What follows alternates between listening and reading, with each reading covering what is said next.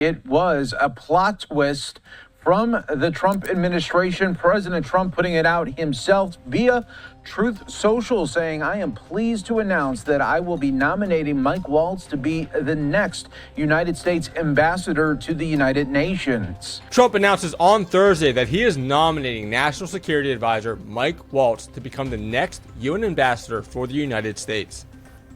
Trump said that this transition from National Security Advisor to the next U.S. ambassador to the United Nations would be a slow process. In comment about this move, Trump said, in quote, "From the time in uniform on the battlefield, in Congress, and as my National Security Advisor, Mike Waltz has worked hard to put our nation's interests first. I know he will do the same in his new role," end quote.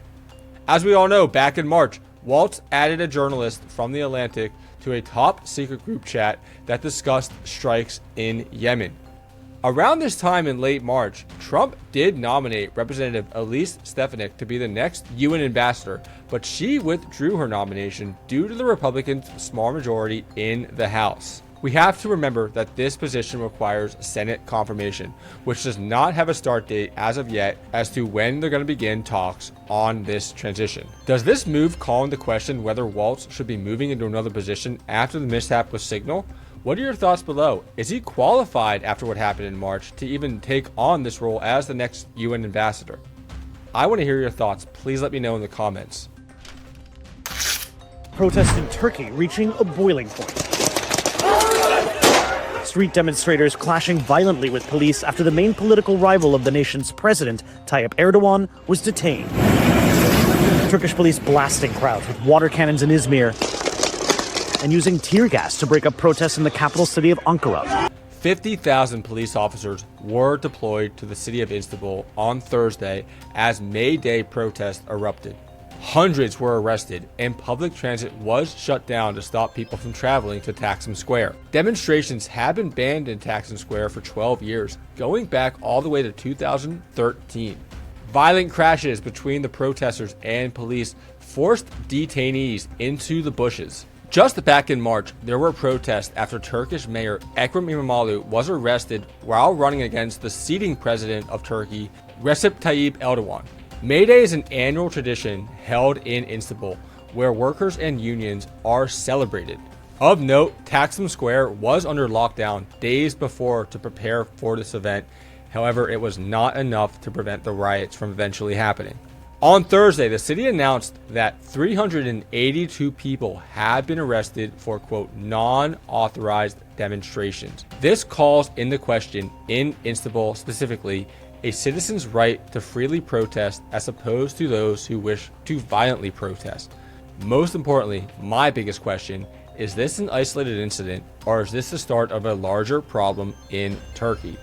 Please let me know what you think down below.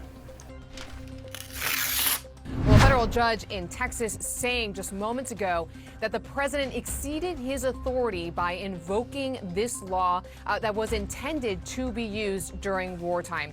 Let me read you a snippet of what he said. He said, quote, "allowing the president to unilaterally define the conditions when he may invoke the AEA, the Alien Enemies Act, and then summarily declare that those conditions exist would remove all limitations to the executive branch's authority under the AEA and would strip the courts of their traditional role of interpreting congressional statutes to determine whether a government official has exceeded the statute's scope." Goes on to say the law does not support this position. Federal judge opens the door to the targets of the Alien Enemies Act that Trump originally targeted back a couple of months ago. U.S. District Judge Fernando Rodriguez Jr. is allowing Venezuelans who were set to be deported under the Alien Enemies Act to go on with a lawsuit against the Trump administration.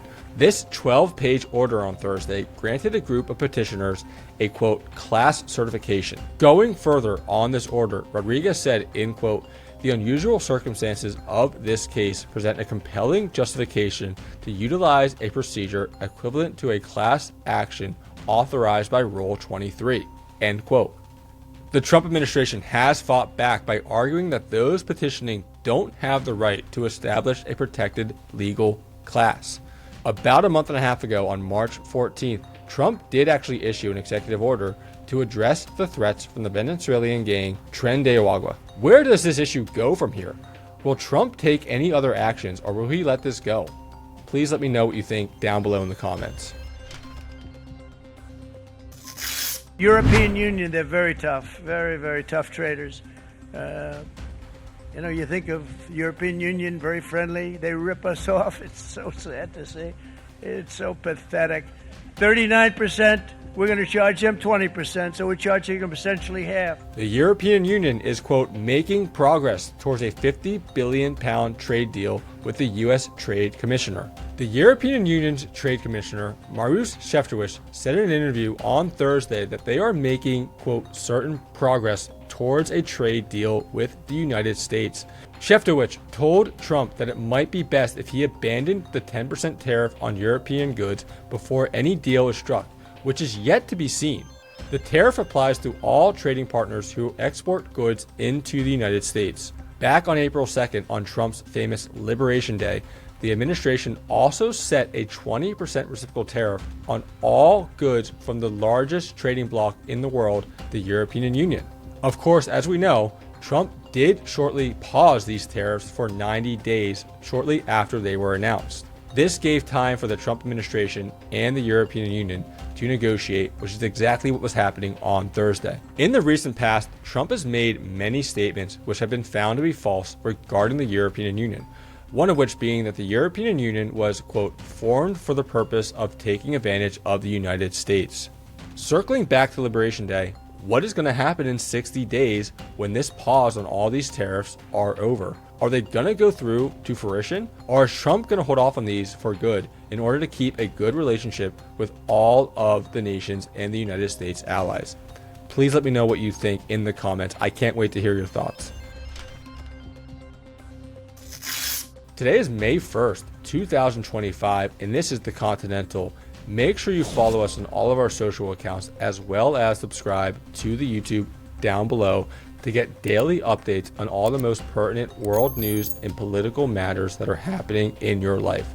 Until then, we hope you stay well, and we're going to see you tomorrow. Take care.